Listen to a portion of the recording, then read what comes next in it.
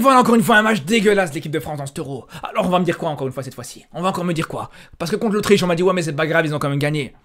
Contre les Pays-Bas, on m'a dit ouais mais c'est pas grave, c'est quand même contre une grande nation du football et en plus de ça, voilà, les Français ils vont monter petit à petit en puissance dans cet Euro. Et là contre la Pologne qui a pris 0 points avant ce match-là, la Pologne qui a absolument rien fait dans cet Euro avant justement ce match contre la France, qui a cherché son premier point dans cet Euro contre les Bleus.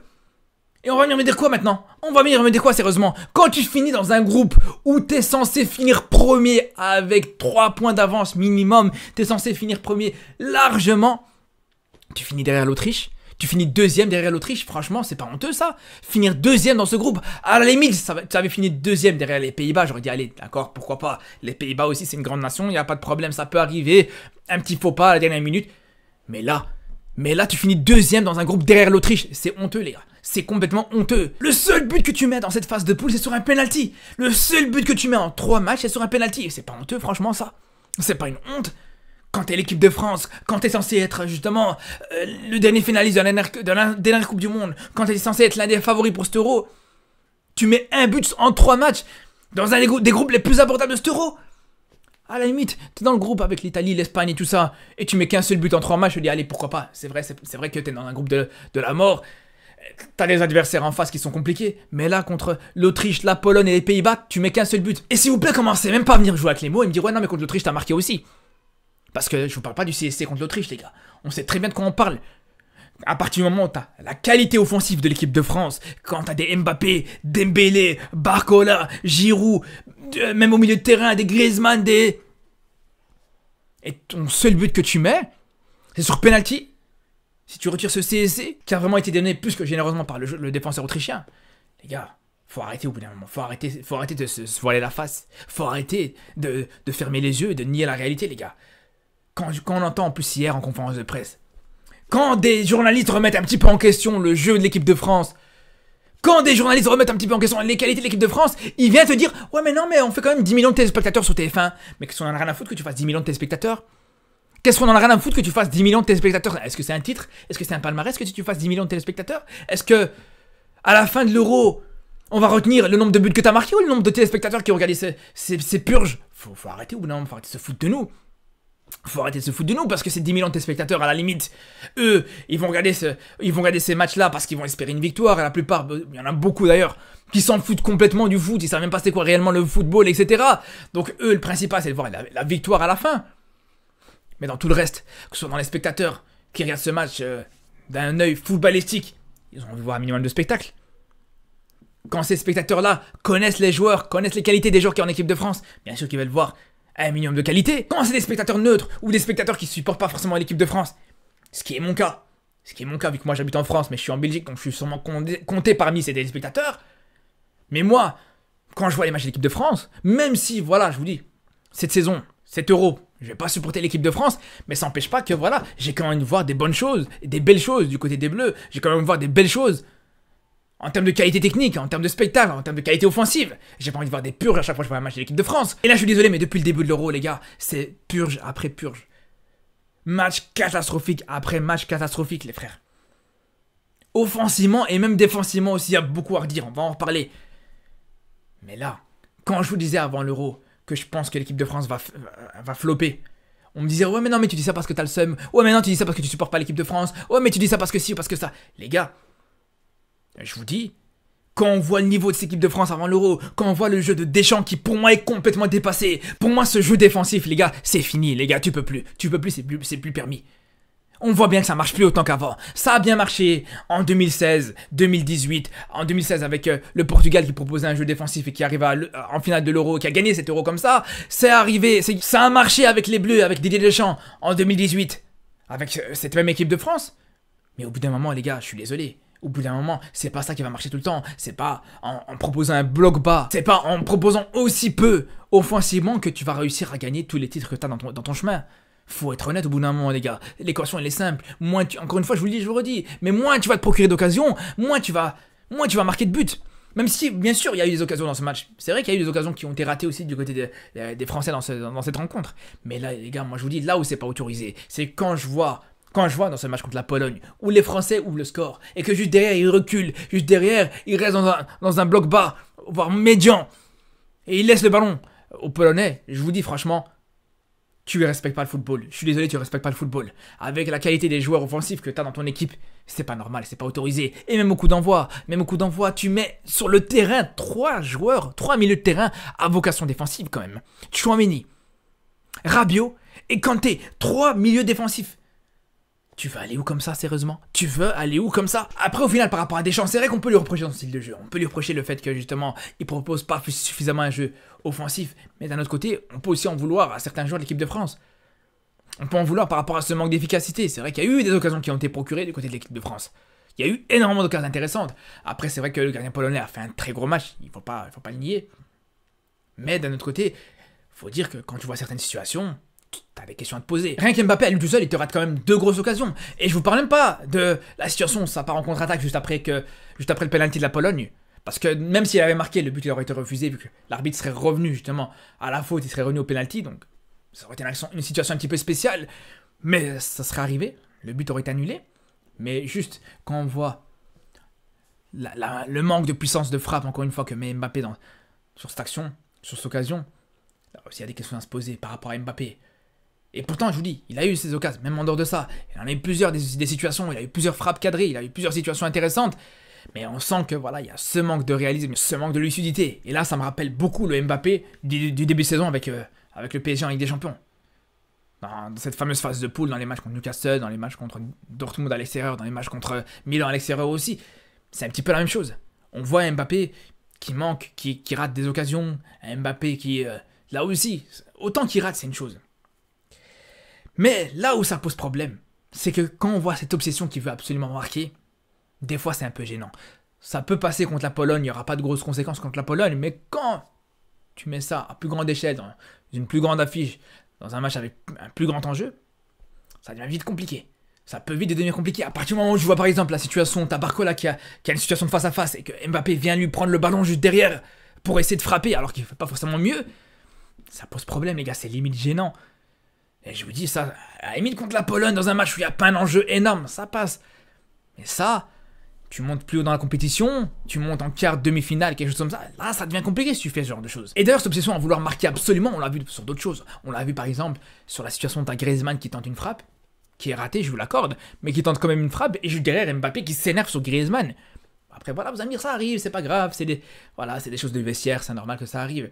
Donc là, c'est pas les plus grosses conséquences qu'ils peuvent avoir, même si des fois, de temps en temps, quand les résultats ne sont pas forcément positifs et que tu vois qu'il y a ce genre de petites situations qui peuvent donner des frissons dans le groupe, c'est pas forcément l'idéal dans ce genre de compétition internationale. Et c'est pas Deschamps qui dira le contraire. Lui-même sait très bien à quel point voilà, l'ambiance dans un groupe, dans ce genre de compétition, sont importantes. Mais bon, encore, c'est pas, comme je vous dis, la plus grosse chose qui aurait pu avoir des grosses conséquences. Par contre, cette situation-là, je pense que personne n'a fait attention. Personne n'a remarqué. Mais quand tu vois que Mbappé, avec cette obsession de vouloir absolument marquer, et la tenté de mettre un but volontairement de la main, les gars, il faut savoir que là, ça aurait pu avoir de très grosses conséquences. Ça aurait pu avoir des très grosses conséquences. On va me dire, ouais, pourquoi une grosse conséquence? Parce que tout simplement, les gars, dans le règlement, mettre un but volontairement de la main, c'est un carton rouge, les frères. C'est un carton rouge. Donc en huitième de finale, il aurait été absent. Donc pendant toute la semaine, là, le match d'Mbappé, est-ce qu'il va revenir? Mbappé, est-ce qu'il sera présent? Nanana, tout ça pour qu'au final, il était à 2 doigts, c'est le cas de le dire, d'être suspendu pour les huitièmes de finale. Personne n'en parle, hein, ça. Personne va en parler. Mais c'est la réalité, les frères. C'est la réalité. On est à 2 doigts de ne pas voir Mbappé en huitième de finale. Et voilà, c'est là où je vous dis que cette frustration et cette obsession de vouloir absolument marquer, elle aurait pu porter préjudice. Après, encore une fois, voilà, c'est pas très grave. Et on peut comprendre d'une certaine manière aussi que il a jamais marqué à l'Euro. Il s'est dit peut-être que c'est le moment ou jamais. Dans un match contre la Pologne, 3e journée de phase de poule, autant retirer ça et me débarrasser ça dans ma tête et être libéré mentalement pour les prochains matchs à élimination directe et qu'ils se disent pas, il faut absolument que je marque quand il va jouer des matchs avec des plus gros adversaires. Donc c'est pour ça, à la limite, allez, ça peut passer.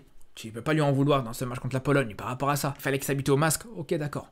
Maintenant, en huitième de finale, on va voir justement ce qu'il a proposé. Parce que là, en huitième de finale, en plus ça pourrait être d'après ce que j'ai vu, un France-Belgique en huitième de finale, ça risque d'être chose. Alors, même si c'est vrai que la défense belge, c'est pas la défense la plus solide. Alors, même si c'est vrai que la défense belge, c'est pas forcément la défense la plus solide de cet Euro, mais ça n'empêche pas que les Belges, dans tous les cas, je peux vous dire que ils vont pas lui faire de cadeau à Mbappé. Ils vont pas lui faire de cadeau. Et je pense que même s'il y a peut-être moyen de laisser traîner des fois le coup de l'avant-bras sur le nez, ils vont pas se gêner. On sait très bien à quel point les Belges ont encore à travers de la gorge cette défaite en 2018. On sait très bien à quel point justement les Belges ont aussi un petit peu en travers de la gorge le manque de fair play de la part d'Mbappé, qui se justifie, qui se justifie pas. Personnellement, je vais pas rentrer dans ce débat-là, personnellement. Mais voilà. Il n'aura pas de cadeau en huitième de finale s'il joue contre la Belgique. Après, c'est pas encore sûr que ça sera contre la Belgique, on verra ça demain d'ailleurs. Mais tout ça pour vous dire, les frères, que là, encore une fois, il y a encore ces petits manquements. Et quand je parle de manquements, j'ai parlé d'Mbappé, mais il n'y a pas que Mbappé, les frères. La défense française, les frères, ça a beau être peut-être sur le papier la meilleure défense de ce tournoi, il y a encore beaucoup trop d'errances défensives, les frères. Il y a beaucoup trop d'errances défensives. Déjà en termes de relance, c'est un petit peu compliqué. On a vu Upamecano, on a vu Tchouaméni plusieurs fois rater leur relance, donner des ballons gratuits à Lewandowski. Là aussi, heureusement, t'es pas tombé sur un Lewandowski des grands soirs, t'es pas sur un Lewandowski prime, mais ça peut porter préjudice aussi. Des erreurs de relance pareilles, encore une fois, tu montes d'un cran en termes de diversité, c'est autre chose. C'est pour ça quand j'ai vu certaines erreurs de relance, certaines passes ratées, certains contrôles ratés, certains gestes techniques ratés, du côté des défenseurs français ou des joueurs à vocation faite défensive dans cette équipe de France, les gars, je vous dis, c'est pas rassurant pour les Bleus pour la suite de la compétition. Et après, vous allez me dire, ouais, les erreurs de relance, c'est pas très grave, ça peut arriver à tout le monde, ok, c'est une chose. Mais ce qui peut surtout pas arriver quand t'es défenseur et que tu joues contre une équipe comme la Pologne, où tu sais que s'il y a bien un joueur auquel il faut faire attention, surtout dans le domaine aérien, c'est un joueur comme Lewandowski, et que sur un centre, tu laisses absolument Lewandowski tout seul, entre deux joueurs, entre Saliba et Théo Hernandez, les gars, ça c'est pas permis. Ça, c'est une action qui est surtout pas permis, les frères.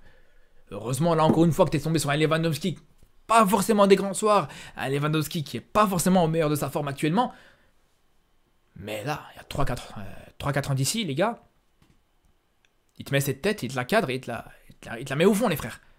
On va pas se mentir. Et t'as pas le droit. C'est le seul joueur auquel tu dois faire attention quasiment dans cette surface française. C'est le seul joueur polonais dont tu dois te méfier absolument. Et qui se retrouve tout seul comme ça, les gars, je vous le dis, ça montre que des fois, il y a des petites erreurs, des petites errances défensives qui peuvent poser énormément de problèmes aux Bleus dans la suite de la compétition, les frérots. Après, voilà, je veux bien écouter ceux qui me disent les Français vont monter petit à petit en puissance dans cette compétition. Je veux bien écouter ceux qui me disent ouais, Deschamps, il sait ce qu'il fait. Les gars, moi je vous dis, je vous le redis, je l'ai dit avant l'Euro, je l'ai dit après le premier match, je l'ai dit après le deuxième match, et je vous le redis après ce troisième match de l'équipe de France. Pour moi, j'y crois pas. Je crois pas en cette équipe de France, j'ai du mal à être confiant par rapport à cette équipe de France et j'ai du mal à être rassuré par rapport à cette équipe de France là, tout simplement. Après, ça n'empêche pas que voilà, il y a des petits points positifs dans ce match. Il y a certains points positifs. Le match de Dembélé par exemple, même si là aussi il y avait encore du déchet, il y avait encore des ratés face au but, il y avait encore des contrôles ratés, des dribbles ratés, des centres ratés. Mais voilà, malgré tout, il a apporté beaucoup de percussions sur son côté droit. Alors, il est tombé face au défenseur, au latéral le latéral polonais qui joue à la Roma. Il n'était vraiment pas bon aujourd'hui, vraiment pas bon du tout. Et d'ailleurs, le coaching de l'entraîneur polonais de l'avoir fait sortir et d'avoir mis Frankowski à sa place, c'était une très bonne chose. Mais voilà, globalement, ça n'empêche pas que Dembélé a répondu présent dans ce match. Dembélé a su vraiment se montrer percutant, a su être dangereux avec ses dribbles. Alors même si au niveau de ses centres, c'était souvent compliqué, ça n'empêche pas que voilà, des fois, il percutait et puis il revenait en retrait avec un centre à ras de sol. C'était très bien ce qu'il proposait. Et bien sûr, il y a ce penalty qu'il provoque. Donc franchement, pour le coup, Dembélé, c'est un match intéressant. Après, ça reste que la Pologne en face. On attend de le voir aussi contre des plus gros adversaires. Mais pour le coup, voilà, franchement, pas mal du tout. Pareil pour Kanté, les gars. Bien sûr, ça peut être encore une satisfaction. Même si, bien sûr, balle au pied, Kanté, c'était compliqué. Après, c'est vrai qu'il jouait un petit peu plus haut que d'habitude. Il était quasiment dans la zone que peut occuper Griezmann. Des fois, on le retrouvait même dans la surface adverse. C'était même marrant de voir souvent Mbappé à la réception des centres, pour vous dire à quel point c'est n'importe quoi. Plusieurs fois, tu avais des situations avec le ballon sur le côté, et tu avais Kanté qui se proposait dans la surface polonaise à la récupération du centre. C'était n'importe quoi, les gars, je vous dis à quel point c'était n'importe quoi. Donc ouais, c'est vrai que balle au pied offensivement, même s'il y a eu 2-3 combinaisons intéressantes, notamment celle avec Mbappé, on a vu des bonnes choses de la part de Kanté, mais là, encore une fois, il était monstrueux. c'est sur l'aspect défensif, c'est dans le jeu sans ballon. Franchement, avec un joueur comme ça, tu dois normalement être rassuré défensivement. Quand Kanté il est sur le terrain, tu peux être rassuré totalement. Tu peux totalement être rassuré. Pourquoi absolument vouloir bétonner au milieu de terrain avec plusieurs joueurs défensifs quand tu sais que Kanté, quasiment lui tout seul, il peut faire l'affaire. Mais bref. En tout cas, voilà, on a hâte de voir déjà contre qui va tomber l'équipe de France. On sera en live bien sûr demain pour suivre ce match de la Belgique contre l'Ukraine qui sera décisif justement pour la Belgique et pour la France justement pour l'avenir de ces huitièmes de finale. Donc, je vous dis à très bientôt et surtout d'ici là, prenez soin de vous.